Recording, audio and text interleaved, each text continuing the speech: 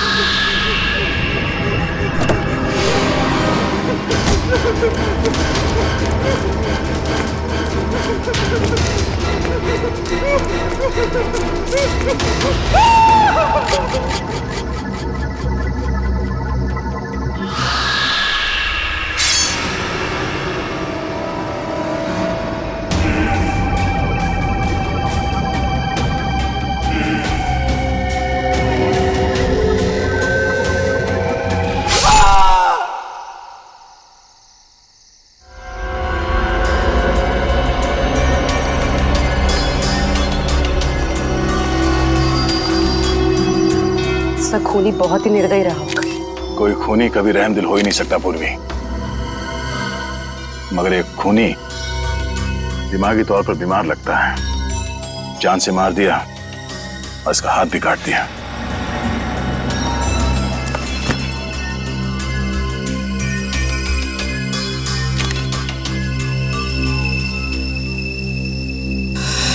जतिन नाम है इसका, केबल ऑपरेटर है ये।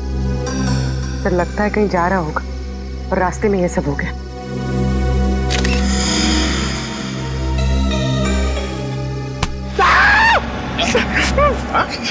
सर अंधेरी रात में आपने मेरे कंधे पे हाथ रख दिया सर, मेरे को डर लग गया। क्या मिला निखिल? सर यहाँ पे इस गाड़ी के टायर का निशान है। लगता है इसे अचानक यहाँ पे ब्रेक मारना पड़ा और कोई निशान यहाँ पे दिखाई दे नहीं रहा है। सर ये किसी इंसान का काम नहीं है सर, ये वही जुलाई वाली आत्मा का काम है सर। सर उसने इससे पहले इसी महीने इसी तरह दो लोगों के खून किए थे सर। आज 13 जुलाई है और उस दिन 4 जुलाई की अंधेरी रात थी। इसी आत्मा ने जीवन का एक पैर काट डाला और जीवन मर गया। किसी ने खूनी को नहीं देखा।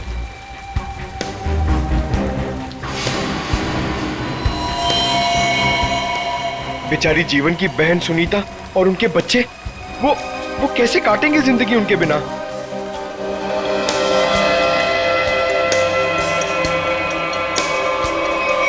और वो पार्लर वाली औरत, उसकी नाक और उंगली काट ली और किसी ने नहीं देखा उस आत्मा को।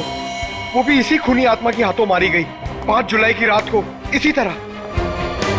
लेकिन किसी ने तो देखा होगा खूनी को। नहीं सर, हमने कुछ नहीं देखा। जब तक हम अंदर आए रीना मर चुकी थी। ये कोई आत्मा का खेल नहीं है, ये किसी खूनी इंसान के बिगड़े हुए दिमाग का खेल है जो इसे आत्मा का किया साबित करना चाहता है। पूर्वी इस कार को अच्छी तरह से चेक करो, जितने भी उंगलियों के निशान है सब उठा लो। और तुम सब आसपास देखो कुछ मिलता है क्या।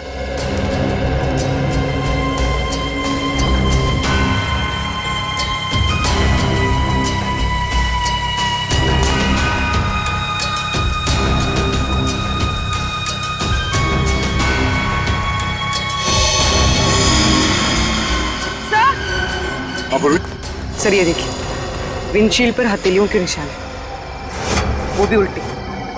सर लगता है कोई उल्टा लटक के इस पे अटैक करने की कोशिश कर रहा था, तभी ये घबरा गया होगा और इसने अचानक ब्रेक मार दिया। और सर जतिन अपने आप को बचाने की कोशिश कर रहा होगा, इतने में खूनी ने अपना काम कर दिया। हो सकता है।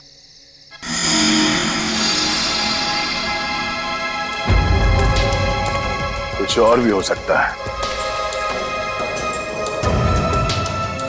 ये देखो,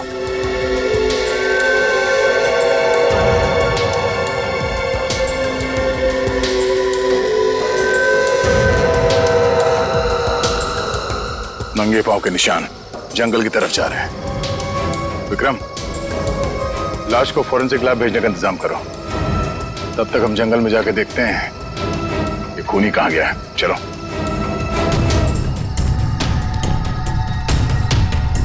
सर हम लोग और कितना आगे जाएंगे सर? जहां तक सुराग नहीं मिल जाते वहां तक। सर अगर यहाँ सुराग हो ही नहीं तो? और अगर सुराग यहीं पे हो तो हाँ? पूर्वी, तुम इस तरफ देखना।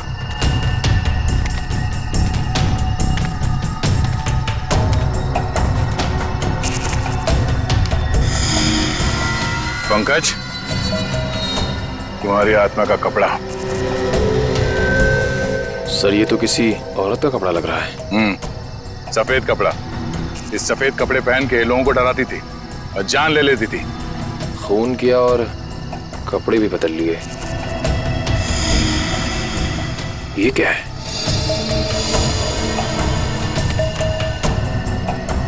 अरे ये क्या, मरा हुआ चूहा? अरे चूहा नहीं है पंकज, विग है। सर शायद उसी खूनी औरत का होगा।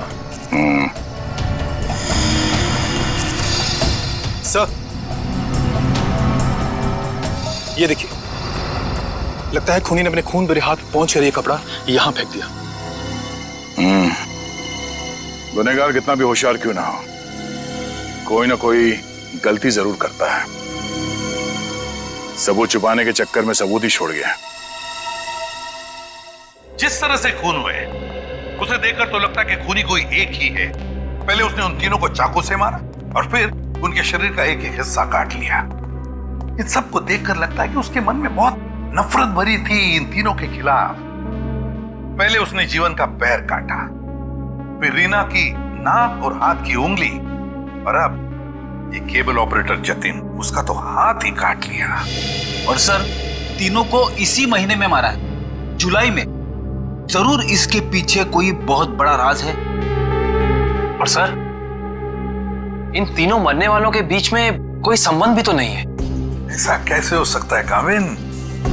कुछ ना कुछ तो संबंध जरूर है इन तीनों के बीच में। और सर जिस तरीके से खून किया है, खूनी बहुत ताकतवर है। हाँ, और बहरूपिया में खूनी बहरूपिया है। औरत बनकर खून कर रहा है वो, औरत बनकर। याद है ना उस जंगल में हमें औरत के कपड़े मिले और विग भी? काविन ये विग ही हमें उस खूनी तक पहुंचाएगा, ये विग ही पहुंचाएगा हमें। बस पता लगाना पड़ेगा ये विग कहां से खरीदा गया था और किसने खरीदा था। Yes sir. रेडी? इस यतिन के घर जाके उसके घर वालों से मिलो, उनसे बातचीत करो, पता लगाओ कि और कौन कौन जानता था जतिन के खंडाला ट्रिप के बारे में। हाँ साळुंखे,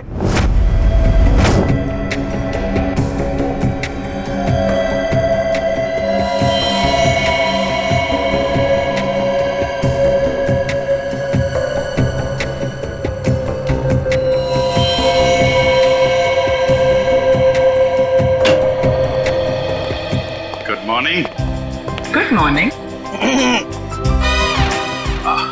आपको भी good morning sir. Good morning. तो ये जतिन की लाश देख के कुछ पता चला घाव के बारे में? हाँ,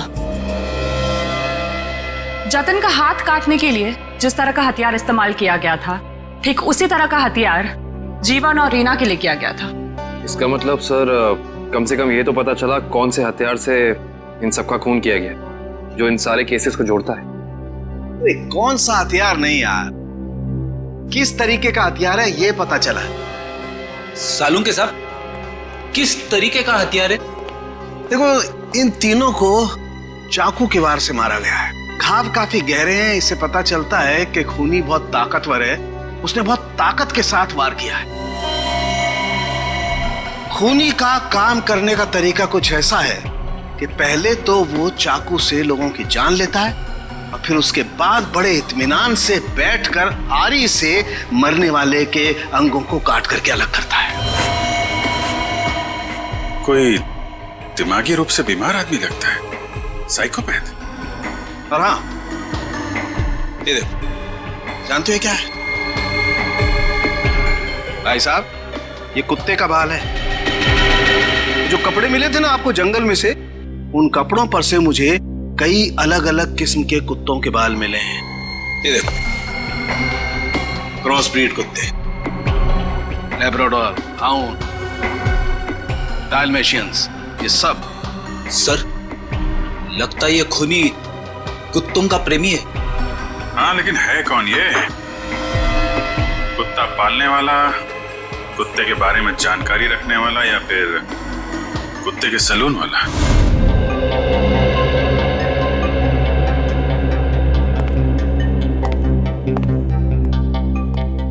मैं और क्या बताऊं सर, मुझे तो विश्वास ही नहीं हो रहा है कि जितिन भैया को कोई क्यों मारना चाहेगा। वो एक सीधे साधे आदमी थे। अपने केबल नेटवर्क के बिजनेस के अलावा उनको फुर्सत ही नहीं थी कि वो किसी और विषय में सोचे। अच्छा, आपके अलावा और कौन जानता था कि जतिन खंडाला जाने वाले? खंडाला जाने के प्लान के बारे में तो उन्होंने मुझे अचानक ही बताया था, और मुझे नहीं लगता कि किसी और को भी उन्होंने इस बारे में बताया होगा। फोन पे किसी से बातचीत कर रहे हो, कुछ सुना हो? नहीं नहीं, फोन पे नहीं। सर? हाँ श्रेया? सर इधर। क्या मिला? सर ये देखिए, लगता है जतिन के जो जो जरूरी काम थे या जो काम बाकी थे, रिमाइंडर्स के तौर पे उसने इस नक्शे पे सारी पर्चियां बना ली थी ताकि कुछ छूटे नहीं। 11 जुलाई पेमेंट कलेक्ट करना है, एक्सरे करवाना है, डॉक्टर के साथ मीटिंग, इलेक्ट्रिशियन 10 जुलाई। 10 जुलाई को तो जतिन की मौत हुई थी ना? हाँ सर। 10 जुलाई 67 के साइन बिल्डिंग का केबल कनेक्शन काटना है, पेमेंट बाकी है। सर शायद ये जतिन उस रात आखिरी बार इस फ्लैट वाले से मिला था। 678 के साइन बिल्डिंग में चलते हैं, कुछ ना कुछ जरूर पता चलेगा इसके बारे में। सेठ जी, सीआईडी वाले आपसे मिलने आए। कही क्या बात है? ये विग आपके यहाँ बनवाई गई थी?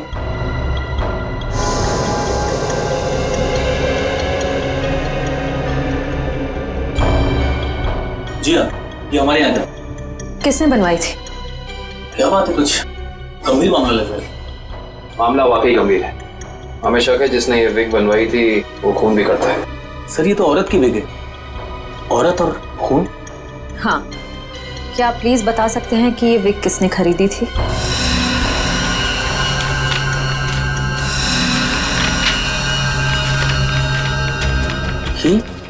क्या हुआ? सर ये खूनी नहीं हो सकती सर। ये खूनी हो सकती है या नहीं वो हम तय करेंगे। लाइए। क्या वजह? गोकुल धाम की दया में। अरे भाई साहब, आप थोड़े भाव तो आवाज भी कीजिए। हमारी सोसाइटी में सुनीता आती है ना, वो तो हमेशा आवाज भी भाव ही लेती है। वो हमारी फैमिली सब्जी वाली है?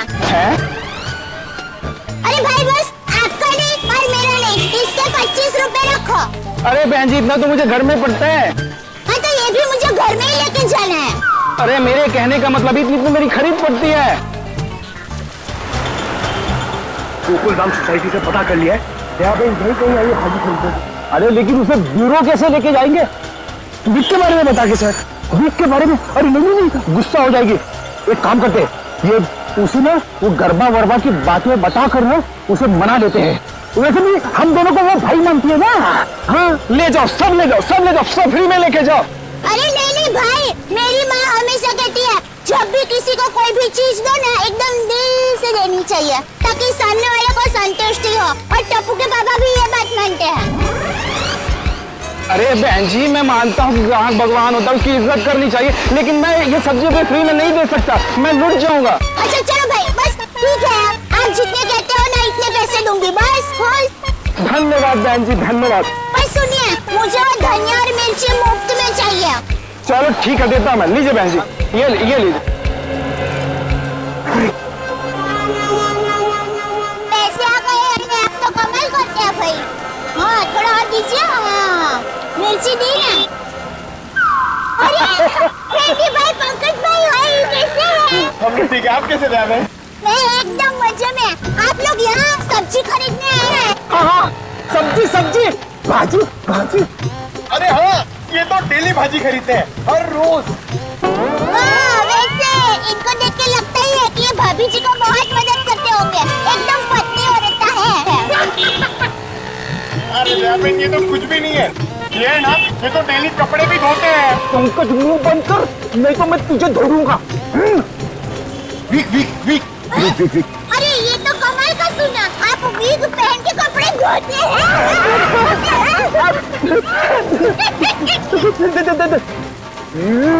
करबो करबो करबो। अरे ये तो और भी नया सुना, आप विग पहन के गरबा करते करते कपड़े धोते हैं। मैं हर काम ना गरबा खेलते खेलते करता हूँ, ये देखो। अरे फ्रेंडी भाई, अभी थोड़े दिन पहले तो आपको सिखाया था, आपको जरा ठीक तरह से नहीं आ रहा है। अरे जैबिन लगता है ये भूल गए, इन्हें जरा गरबा करना सिखाओ ना। अभी यहाँ अर्जेंट है। अर्जेंट है। हाँ ठीक है, सीढ़ी भाइयों का काम नहीं रुकना चाहिए।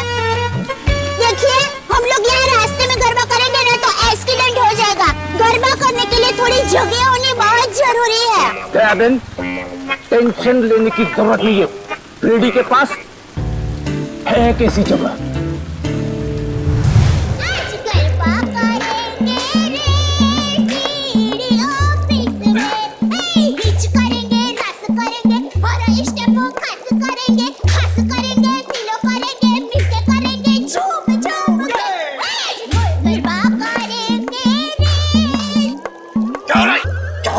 सॉरी सर, क्या सॉरी?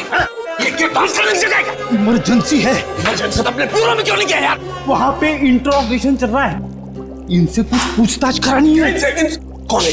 कौन है ये वो नमस्ते जय जिनेंद्र, मैं हूँ दया टप्पू के पापा गड़ा। अरे फ्रेंडी भाई, ये आप लोगों का किचन है? मुझे तो अभी पता चला। और ये जामुनी रंग है, मतलब ये दराक, हाँ ये अनार का जूस है। और ये पीला मतलब ये मौसमी का जूस है। पर आप जूस को गर्म क्यों कर रहे हैं? सूप बना रहे हैं? और आप शेफ हैं? अरे वो खाना बनाता है ना, उनको इंग्लिश में बोलते हैं ना शेफ। शेफ? बावर्ची भाई। बावर्ची हो? अरे मैडम, ना ये किचन है ना मैं बावर्ची हूँ, समझी? देखो फ्रेडी, अगर 2 मिनट में तू इनको यहाँ से नहीं ले गया ना, मैं यहाँ से चला जाऊंगा। ओ भाई, जूस वाले भाई, देखिए मैं यहाँ अपने आप नहीं आई हूँ, मुझे यहाँ फ्रेंडी भाई और पंकज भाई लेके आए हैं। मुझे भी बहुत काम है, बापूजी के लिए थेपला बनाना है, टप्पू के लिए नाश्ता बनाना है, ढोबला काम पड़े हैं। वैसे आपका नाम? देवन, ये डॉक्टर है, डॉक्टर सालूम के। ओह डॉक्टर साहब, नमस्ते डॉक्टर साहब। आप किसके डॉक्टर हैं? पशु पक्षी की मनुष्य के? अगर आप मनुष्य के डॉक्टर होंगे ना तो आप हमारे गोकुल धाम सोसाइटी के डॉक्टर हादी भाई को तो जानते ही होंगे। उनका कमाल क्या है, वो डॉक्टर है ना फिर भी खाने के बहुत शौकीन है। भगवान की कृपा है। देवन, ये डॉक्टर सालूम के है, फॉरेंसिक लैब के। लैब के डॉक्टर? बहुत अजीब डॉक्टर है नहीं? अजीब? हाँ, मैं अजीब हूँ, मैं बोलो कर लो क्या करना, मैं अजीब हूँ। ये अजीब है और कान के गरीब है। अरे यार, कुछ सुनाई नहीं देता है, कानपुर में हड़ताल है, कितनी जोर से बोल रहे हैं। और डॉक्टर साहब सॉरी, माफ करना, छोटी मुंह बड़ी बात कर रही हूँ। मैं देख रही हूँ आप कब से फ्रेंडी भाई को डांट रहे हैं, आपको कोई बोलने वाला नहीं है, इसलिए अगर आप ज्यादा डांटेंगे ना तो मैं पमरुदन साहब है ना उनको बोल दूंगी। किसको बोल देगी? पमरुदन? Sorry sir, ACP Pradyuman sir. ACP? ये एसीपी का क्या है ना? हाँ, बोल दो, जा करके एसीपी को बोल दो, मैं डरता नहीं हूँ एसीपी से, अंडरस्टैंड? ओहो, राम राज्य प्रजा सुखी। भाई साहब, ये बेचारे फ्रेंडी भाई गरबा सीखने की कोशिश कर रहे हैं, मेहनत कर रहे हैं, आप उनको डांट रहे हैं। और ये भाई है कि यहाँ पर आराम कर रहे हैं, आप इनको कुछ नहीं कह रहे हैं और ये बेचारे फ्रेंडी भाई को डांट रहे हैं। बहन, हमें ऑर्डर नहीं है, यहाँ पे जो सोता है ना वो सोता ही रहता है। अरे पर दिन में कोई कैसे सो सकता है? सेहत के लिए अच्छा नहीं होता है। और साहब आप तो डॉक्टर है, आप इनको समझाइए, उठाइए जरा। दिन में सोना ठीक नहीं है ना? नहीं, गलत बात है ना? अच्छा। हाँ तो एक काम करो, आप जाकर के इनको उठा दो। जरूर। हाँ, क्या? हे जागने तू जागवा, श्री कृष्ण गोवारिया, तुझ विना धेनुमा कोण जाए। भाई लगता है गुजराती नहीं है। हाँ गुजराती नहीं। उठाओ उठाओ भाई, उठिए, चलिए चलिए चलिए, उठिए, दिनचर्या शुरू कर दीजिए, दिन शुरू हो गया है। उठाओ उठाओ उठाओ उठाओ, हाँ उठाओ उठाओ।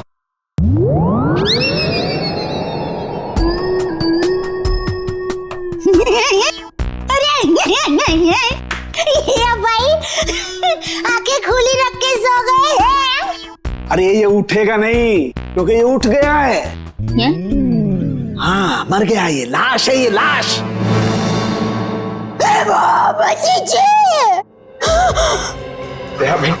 रहने दो, ये तो संसार का नियम है, जो एक बार आया है उसे जाना भी है। अरे तो यार इन्हें भी जाना है, इन्हें भी ले जा यार, तू ले जा इन्हें, ले जा। मोरे दम न उसे गरम न यार न जम न मोले सो साउंड में सब न कर न बमणे न मंगे न मोले सो साउंड में सब बने सब मंगल जी सवे से पर मंगलम जी से स्पेशल लगन दीजिए उन मोले तम न से न आरम न जम सब। अरे दयाबेन क्या हुआ? जैसे संघर्ष बात भगवान की सारुण के ने कुछ नहीं वो लाश। दयाबेन ये फोरेंसिक लेबोरेटरी है, यहाँ पर लाशें पड़ी रहती है। तो इनको डर नहीं लगता? ये तो लाशों से बातें करते हैं।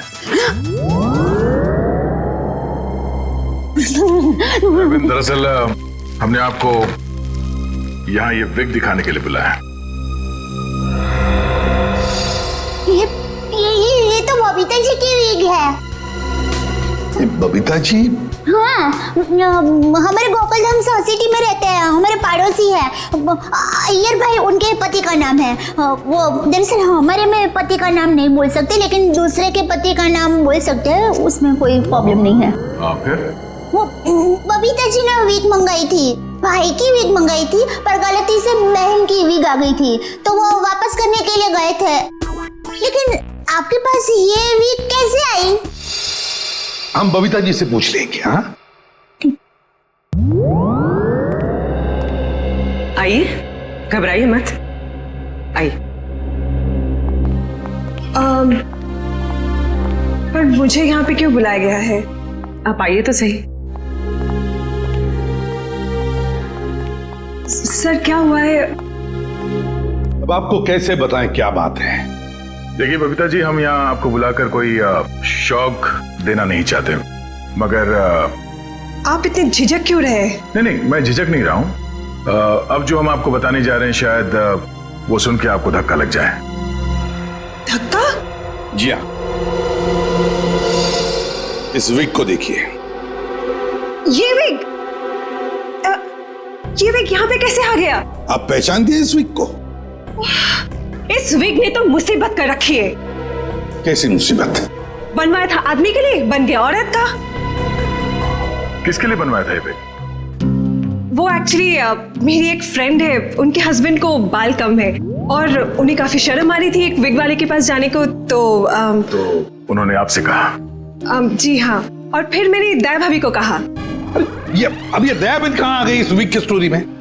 नहीं, वो एक्चुअली दया भाभी को काफी कुछ मालूम होता है ना, इसके लिए। अच्छा फिर क्या हुआ? और फिर दया भाभी ने जेठा जी को कहा, और फिर जेठा जी ने पिताजी को कहा, पिताजी ने नेताजी को कहा, नेताजी ने बेटे जी को कहा। अरे बबीता जी प्लीज, कहीं तो ये खत्म होगा क्या नहीं, बताइए ना आगे क्या हुआ? नहीं सर, ऐसी कोई बात नहीं है। जेठा जी ने सिर्फ कहा कि वो मेरी मदद करेंगे, क्योंकि उन्हें पता था ना कि विग कहाँ से बनाया गया है, इसलिए। आगे क्या हुआ? फिर ये विग बदलना था और असली विग लेना था, तो जेठा जी ने कहा कि मैं भी आपके साथ आता हूँ। उन्होंने आपकी मदद की? हाँ? और उस दुकान वाले की गलती की वजह से जेठा जी ने जो हंगामा किया, पूरी दुकान सर पे उठा लिया उन्होंने। आइए बबीता जी, आइए आइए, कहिए क्या सेवा कर सकता हूँ आपकी? अरे एक बार सेवा करने का आपको मौका दिया, वो तो आपने ठीक से की नहीं। जी मैं कुछ समझा नहीं। अभी समझाते हैं, लाइए बबीता जी दीजिए जरा। एक सेकंड भाई, किधर से खुलता है ये? मिल गया, थैंक यू, ये लीजिए। ये किधर क्या है? ये क्या है? ये विग है सर। अरे विग है वो तो बराबर है, लेकिन लेडीज वीक है, देखो जरा ध्यान से। हाँ सर, ये लेडीज बैग है। तो ये लेडीज वीक क्यों है? क्योंकि सर ये लेडीज बैग है। एक मिनट जेठा जी, एक मिनट। देखिए भाई साहब, हमने एक जेंट्स विग का ऑर्डर दिया था और ये गलती से लेडीज विग आ गया है। सो आप कुछ इसका। वाह वाह बबीता जी, अब कितनी अच्छी हैं आप, इतनी अच्छी क्यों हैं? इनकी वजह से आपको इतनी तकलीफ हुई, फिर भी आप इनके साथ कितनी नम्रता से बात कर रहे हैं। लेकिन हमारे देश में नम्रता काम नहीं करती, लातों के भूत बातों से नहीं मानते। देखिए भाई साहब, ये लात बात मत मारिए। अरे लात क्या, तुमको तो हवालात मारने की जरूरत, मेरा मतलब है हवालात में डालने की जरूरत है। पता है आपकी वजह से इनको कितनी तकलीफ हुई। अरे भाई साहब क्या हुआ, कैसी तकलीफ बताइए तो। अच्छा बताते हैं। इन्होंने अपनी एक दोस्त के पति के लिए जेंट्स विग का ऑर्डर आपको दिया था, लेकिन आप लोगों ने पता नहीं क्यों जेंट्स विग के बदले लेडीज विग बना के भेज दी। और इनके दोस्त के पति भी बेचारे जल्दी जल्दी में ये लेडीज विग पहन के अपनी ही दी हुई पार्टी में पहुंच गए शानो शौकत से, और पूरी पार्टी में सब लोग उनको देख के हंस करने लगे। जेठा जी हो गई हंस हो गई। सब लोग कहने लगे अरे वाह वाह वाह, पहली बार हमने दाढ़ी मूंछ वाली लड़की देखी भाई साहब। आपकी वजह से ये तकलीफ हुई उनको, और उनकी वजह से इनको तकलीफ हुई, और इनकी वजह से मुझे तकलीफ हुई। सॉरी भाई साहब, गलती हो जाती कभी कभी इंसान से। सॉरी भाई साहब, हो जाती है गलती कभी कभी। बस इतना बोल दिया, बात खत्म है, बात खत्म, बस हो गई गलती। ये नहीं चलेगा, नहीं चलेगा ये। देखिए भाई साहब, आप जरा आवाज नीचे करके बात करिए प्लीज। नहीं होगी मेरी आवाज नीचे, नहीं होगी। जेठा जी one second, just relax and calm down, okay? Just a second. Okay भैया, इट्स ओके, इट हैपेंस। आप अभी एक काम कर दीजिए, ये विग हमें बदल के दे दीजिए प्लीज। हाँ विग तो बदल के दीजिए, और पैसे भी वापस दीजिए, फ्री में दीजिए विग। देखिए पैसे के लिए आपको सेठ से बात करनी पड़ेगी। क्यों सेठ जैसा क्यों बात करनी पड़ेगी? गलती करो तुम और भुगते सेठ जी। सेठ लोग क्यों भुगते? पैसा तुमको ही देने पड़ेंगे, दो पैसे दो। देखिए भाई साहब, बहुत हो गया आपका। अब ना आपको पैसा मिलेगा और ना विग मिलेगा, जाइए यहाँ से, और जो करना है कर लीजिए। तो छिलने पटली में से क्यों तो? वन सेकेंड भैया प्लीज। नहीं बबीता जी नहीं, इनके सामने गिड़गिड़ाने की कोई जरूरत नहीं है। पूरे मुंबई में क्या इनकी एक की विग की दुकान थोड़ी है, हजारों लाखों विग की दुकान है। हम वहां से ले लेंगे, कहीं ना कहीं से तो हमें विग मिल ही जाएगी बबीता जी। और अगर नहीं मिलेगी बबीता जी तो मैं अपने बाल काट के उसकी विग बना के आपके चरणों में अर्पण कर दूंगा। जीजा जी इट्स ओके, ओके। यहाँ से अभी विग तो क्या, विग क्या बाल भी नहीं लेंगे। चलिए आइए बबीता जी आइए। अरे आइए बबीता जी आइए, बढ़िया मैं बढ़िया एक 5 स्टार विग की दुकान में लेकर जाता हूँ। ये कोई विग की दुकान है? जेठा भाई ने विग वाले के नाक में दम कर दिया। नहीं सर, पर हाँ नाक में दम करने की कोशिश की। मतलब नाक में दम नहीं हुआ? नहीं सर, पर सर उन दोनों के बीच में बहुत ज्यादा बहस हुई। पर जेठा जी भी हार मानने वाले में से तो है नहीं। बबीता जी प्लीज एक मिनट। अरे कहीं पर तो आपके इस महाभारत की समाप्ति होगी।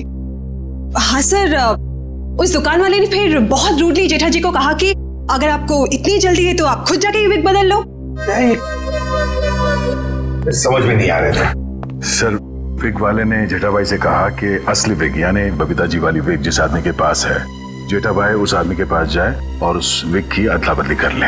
अच्छा, मतलब जेठा भाई ये औरत वाला विग लेकर उस आदमी के पास गए जी, अदला बदली करने के लिए। जी।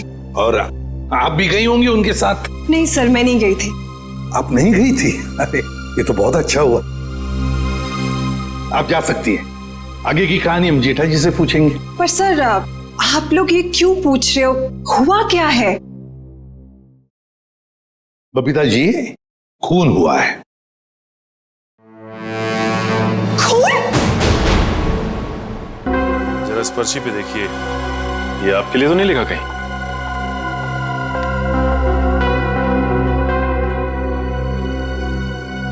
ये तो जतिन का लिखा हुआ लगता है। बिल्कुल सही पहचाना आपने। मगर ये आपके पास क्यों है? एक्चुअली जतिन का खून हो गया है। खून? खून? ये आप क्या बात कर रहे हैं सर? वो भी कल ही तो हमारे घर पे आए थे। और कल ही खंडाला रोड पर उनका खून हो गया, आपके घर से निकलने के बाद। कहीं आप लोग हम पर तो शक नहीं कर रहे? क्या करें, हमारा काम ही कुछ ऐसा है। शक से शुरुआत करते हैं और सबूत तक पहुंचते हैं। लेकिन हम क्यों मारेंगे उनको सर? हाँ, केबल की पेमेंट को लेके थोड़ा झगड़ा हुआ था हमारा, लेकिन क्या हम आपको खूनी दिखाई देते हैं? वो सब छोड़िए, आप ये बताइए कि जतिन यहाँ अकेला आया था या फिर उसके साथ में कोई और भी था? जी नहीं, वो अकेले थे। खंडाला जाने के बारे में कुछ बात कर रहा था वो? हाँ हाँ, वो कह रहे थे कि यहाँ से वो खंडाला जा रहा है। ये बात आप दोनों के अलावा और किसी ने सुनी थी? दरवाजे पे खड़े होकर जोर जोर से चिल्ला रहे थे वो। आते जाते ना जाने कितने लोगों ने सुना होगा, हम कैसे बता सकते हैं? ठीक है ठीक है, अभी हम लोग जा रहे हैं, जरूरत पड़ी तो दोबारा तकलीफ देंगे। सर, ये रीना रहती थी कालीन हाउस में और जतिन रहता था सुपांडी सोसाइटी में। सर, ये जीवन अपनी चचेरी बहन सुनीता और उसके बच्चों के साथ रहता था डायमंड अपार्टमेंट में। और ये तीनों के तीनों एक दूसरे से 1 किलोमीटर के दायरे में रहते थे। सर, लेकिन ये एक संयोग भी तो हो सकता है। कभी संयोग 2 लोगों के साथ हो सकता है, 3 के साथ नहीं। संयोग नहीं तो फिर क्या हो सकता है सर? इसका एक ही मतलब हो सकता है फ्रेडी, खूनी इन तीनों के आसपास ही रहता है। एक बात और है सर, मरने वालों में एक कॉलेज प्रोफेसर है, एक ब्यूटिशियन है और जतिन केबल ऑपरेटर है। ऐसी कौन सी वजह हो सकती है जिस वजह से खूनी ने इन तीनों को अपना शिकार बनाया होगा? फ्रेडी, एक काम करो, रीना के घर से जो फोटोग्राफ्स मिले ना, लेकर आओ। कविन देखो, खूनी ने जीवन और जतिन इन दोनों के शरीर का सिर्फ एक ही हिस्सा काटा है, सिर्फ एक। मगर रीना की नाक भी काटी और उंगली भी काटी। क्यों सर? हाँ, ये देखो रीना की उंगली पर ये अंगूठी। सर, लगता है ये अंगूठी काफी महंगी है। और इसीलिए रीना की उंगली काटी गई फ्रेडी, इस महंगी अंगूठी के लिए। सर, अभी तक तो खूनी के बारे में पता नहीं चला है, अंगूठी कहां से ढूंढेंगे? रेडी, ज्वेलरी शॉप में से। खूनी ये अंगूठी अपने पास तो नहीं रखेगा, किसी न किसी ज्वेलरी शॉप में जाएगा ही ये अंगूठी बेचने के लिए। बस पता लगा शहर में ऐसा कौन सा ज्वेलरी शॉप है जहां पर ये अंगूठी बेची गई है और कौन बेचने आया था। हाँ, समझ गया, पता चला कुत्तों के बालों के बारे में। अच्छा, animal lovers clinic, Goregaon. Sir, Supriya market में तनीषा नाम की एक लड़की का बुटीक है, वहां पे जेठालाल ने वो विग दी थी। ओके लेडीज, अभी तुम लोग जाओ, हाँ, बट कल टाइम पे आ जाना। कल हम अपने फैशन शो की प्रैक्टिस करेंगे। Okay, thank you. You can go now, leave it, मैं रख दूंगी। Bye bye.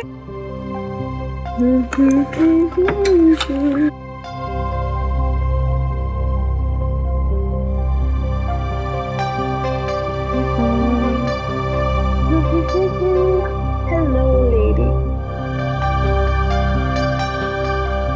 Bye bye bye bye.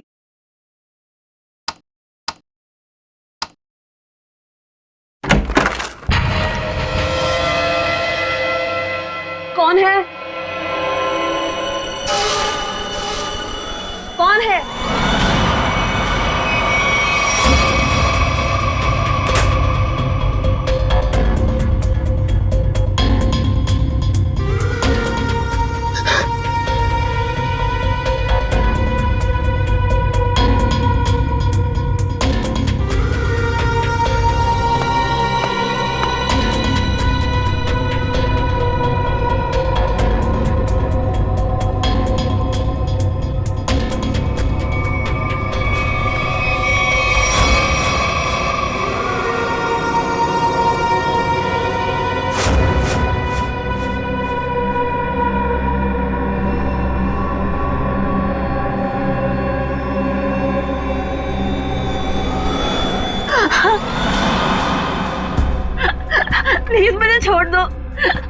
मैंने तुम्हारा क्या बिगाड़ा है? प्लीज मुझे जाने दो।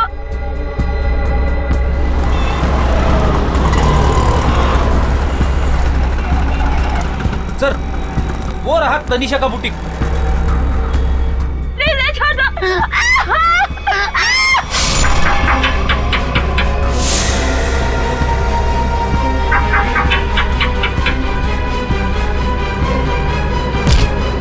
तनीषा, तनीषा,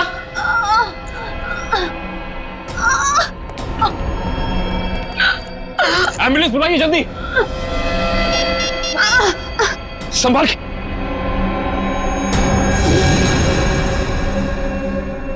तो रीना की दोस्त है।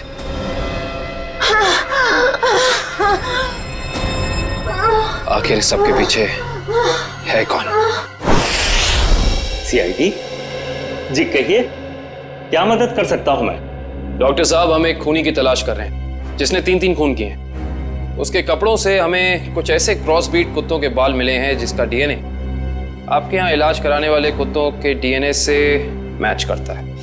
यहाँ हर रोज सैकड़ों लोग अपने कुत्तों के इलाज के लिए आते हैं। अब किसका बाल मिला है हम कैसे बता सकते हैं? कुत्तों का छोड़िए, हमें वो आदमी चाहिए जिसने खून किए। Sir, we are dog lovers. कुत्तों से इतना प्यार करते हैं, इंसान को कैसे मार सकते हैं? ये तो फिंगरप्रिंट्स लेने के बाद ही पता चलेगा। फिंगरप्रिंट्स? जी हाँ, जतिन नाम का आदमी जिसका खून हो चुका है, उसकी गाड़ी पर से हमें खूनी के फिंगरप्रिंट्स मिले। तो डॉक्टर साहब, हम आपके और आपके स्टाफ के फिंगरप्रिंट्स के साथ उस फिंगरप्रिंट को मैच करना चाहते हैं। Please cooperate.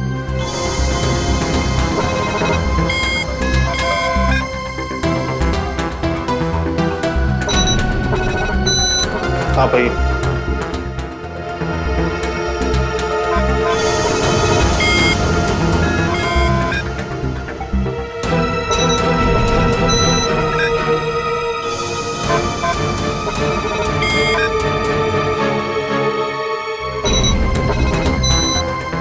आप आइए।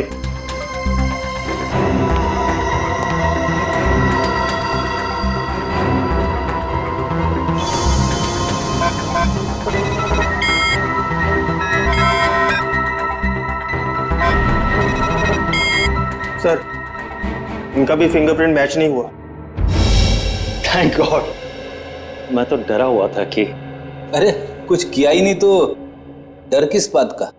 डॉक्टर साहब, हमें आपकी एक और मदद चाहिए। जी। हमें आपके उन सारे क्लाइंट्स के नाम और पते चाहिए जो अपने क्रॉस ब्रीड कुत्तों को यहाँ आपकी क्लिनिक में इलाज कराने के लिए लाते हैं। श्योर। सर, रीना की अंगूठी की डिजाइन हमने सारे जूलर्स को भेजी थी, सिर्फ इस सलोरा जूलर्स ने पहचान की है। और श्रेया, ताज्जुब की बात तो यह है कि एक साधारण सी अंगूठी के लिए खूनी ने रीना की उंगली काट दी। आइए सर, क्या देखना चाहेंगे आप लोग? हम सीआईडी से, हमने ही आपको कॉल किया था। ओह हाँ, आप लोग किसी लड़की की अंगूठी के बारे में जानना चाहते हैं? जी हाँ, इसी डिजाइन की कॉपी हमने आपको भेजी थी और इसी लड़की की वो अंगूठी है, रीना नाम है उसका। अंगूठी तो यही है, मगर ये अंगूठी मैंने किसी और के ऑर्डर पे बनाई थी। तो फिर किसके ऑर्डर से बनाई थी? देखिए, किसी का खून हुआ है, प्लीज। हाँ, बताता हूँ।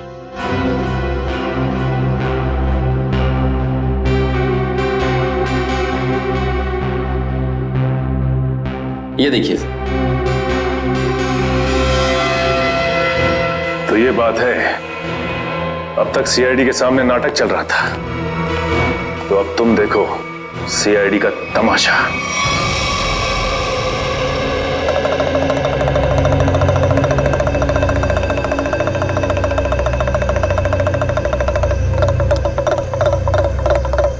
मेहरबान साहिबान, कदरदान, लाले दी जान, जल्दी आइए जल्दी। आपके सामने एक तमाशा पेश करने वाले हैं हम लोग। एक ऐसा तमाशा जो सच्ची घटना पे आधारित है, एक ऐसा तमाशा जिसे देख के आपके होश उड़ जाएंगे। जल्दी आइए मेहरबान साहिबान। अरे बहनों, भाइयों, दोस्तों, जल्दी आओ। छछूंदर के सिर पे चमेली का तेल, देखो रिश्तों का बनता बिगड़ता खेल। ये क्या है सर?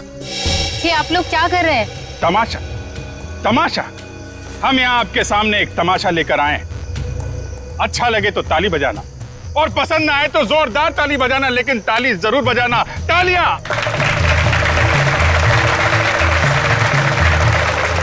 ये कहानी है एक लड़के और एक लड़की की। लड़का लड़की से बेहद प्यार करता था। ए लड़की,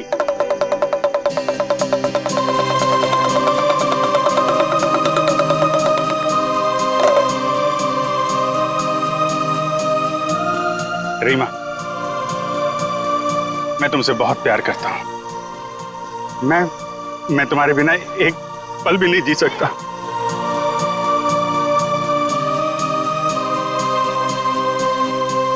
सच्ची? मुझे कसम से मेरा प्यार सच्चा है, जैसे चकोर चांद से करता है, झरना नदी से करता है और खुशबू फूल से करती है। और ये फूल तुम्हारे लिए, इसमें मेरा दिल है। क्या तुम मुझसे शादी करोगी?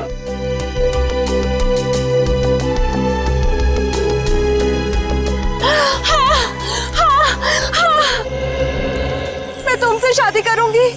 मैं सिर्फ और सिर्फ तुम्हीं से शादी करूंगी।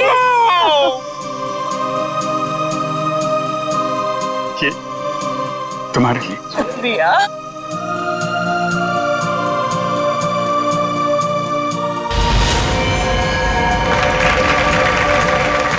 लेकिन मेहरबान कदरदान साहिबान लाले दी जान, जिस लड़के की शादी होने वाली थी उसकी एक बहन भी थी।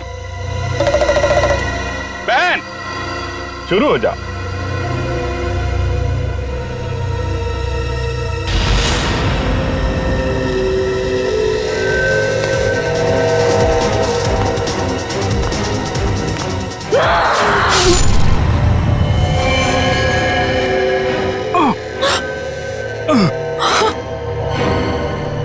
बहन, ये तूने क्या किया?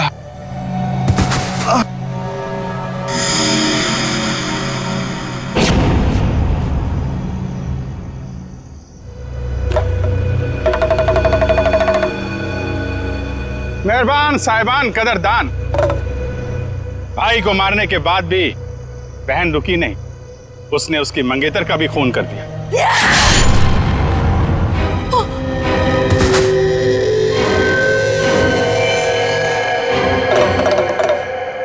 इन दोनों को मारने के बाद भी बहन का खूनी खेल बंद नहीं हुआ। अरे उठ जा, तेरा रोल खत्म हो गया, उठ जा। एक बेचारा निर्दोष राह चलते जा रहा था, इसे क्या मालूम कि वहां मौत उसका इंतजार कर रही है। जा भाई, मर जा।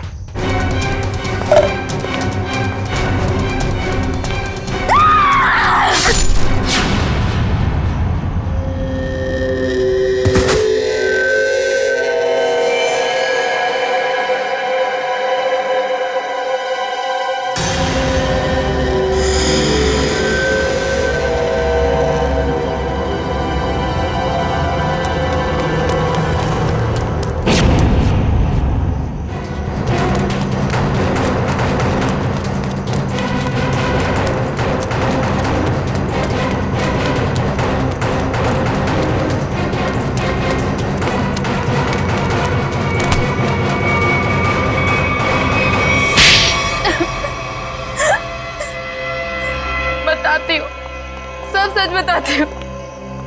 मैंने ही अपने चचेरे भाई और उसकी मंगेतर रीना का खून कर दिया, क्योंकि वो दोनों मुझे अपने घर से निकाल देना चाहते थे। मैंने जो कुछ भी किया अपने बच्चों के लिए किया। रीना मुझसे कई बार कह चुकी थी कि जब उसकी शादी जीवन से हो जाएगी तो मुझे जीवन का घर छोड़ना पड़ेगा। अपने बच्चों को लेकर कहाँ जाती?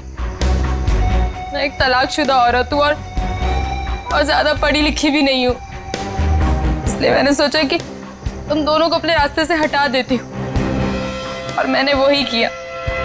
लेकिन मुझे लगा कि लोगों को मुझ पर शक ना हो जाए, इसलिए इसको सीरियल किलिंग का रूप देने के लिए मैंने जतिन का भी खून कर दिया। तुम्हें क्या लगा ऐसा करने से तुम बच जाओगी, हैं?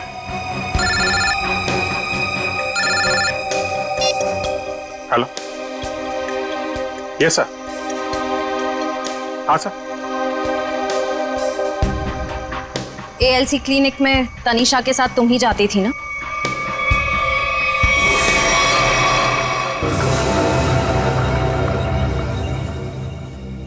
मुझे बचा लो प्लीज, मुझे बचा लो प्लीज। तुम यहाँ क्या कर रही हो? मैंने तुम्हें कितनी बार कहा है कि मेरा और तुम्हारा अब कोई लेना देना नहीं है। मैं बहुत खतरे में हूँ, मेरे पीछे सीआईडी लगी हुई है, प्लीज मुझे बचा लो। क्या सीआईडी? मैं तुम्हारे हाथ जोड़ती हूँ, प्लीज मुझे बचा लो, मैं बहुत मुसीबत में हूँ। मेरे बच्चे को और मुझे शहर से दूर भेज दो, प्लीज मुझे बचा लो प्लीज। खून करने में मैं तुम्हारी मदद कर दी, लेकिन सीआईडी से बचना नामुमकिन है। बिल्कुल सही कहा भुवन तुमने। हमें पहले से पता था ये काम इस अकेली लड़की का नहीं है, इसमें कोई और भी शामिल है, इसीलिए हमने उसे वहां निकलने दिया। मुझे छोड़ दो सर, मुझे छोड़ दो, मुझे माफ कर दो। सीआईडी से आज तक कोई भी मुजरिम नहीं छूटा।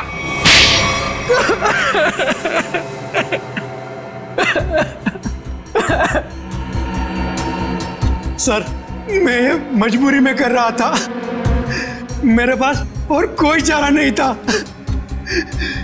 ये मुझे ब्लैकमेल कर रही थी। मैं जिस कंपनी में एमडी था, सुनीता वहां क्लर्क के तौर पर काम कर रही थी।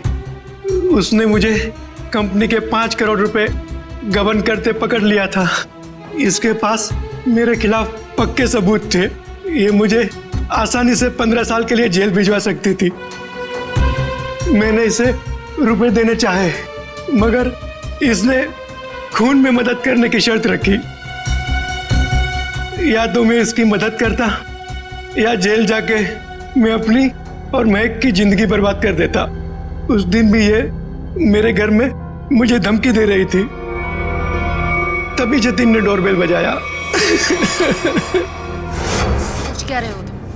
अगर तुम्हें बचना है ना तो जो मैं कहती हूँ उसे मान लो। मैं और खून नहीं कर सकता।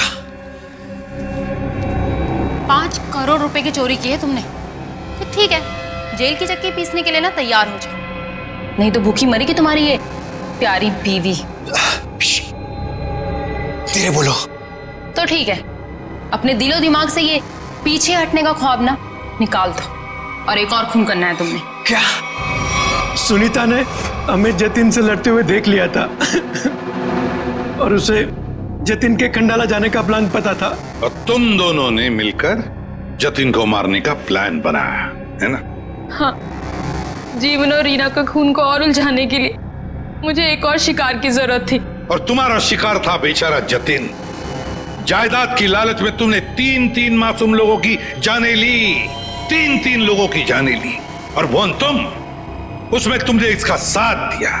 तुम भी उतने ही दोषी हो जितने की ये है। तुम दोनों को तो फांसी ही होगी, फांसी। एसीपी प्रद्युमन की विनती स्वीकार कर ली है कि सीआईडी टीम सुनीता के बच्चों की तब तक देखभाल करेगी जब तक वे बालिग नहीं हो जाते।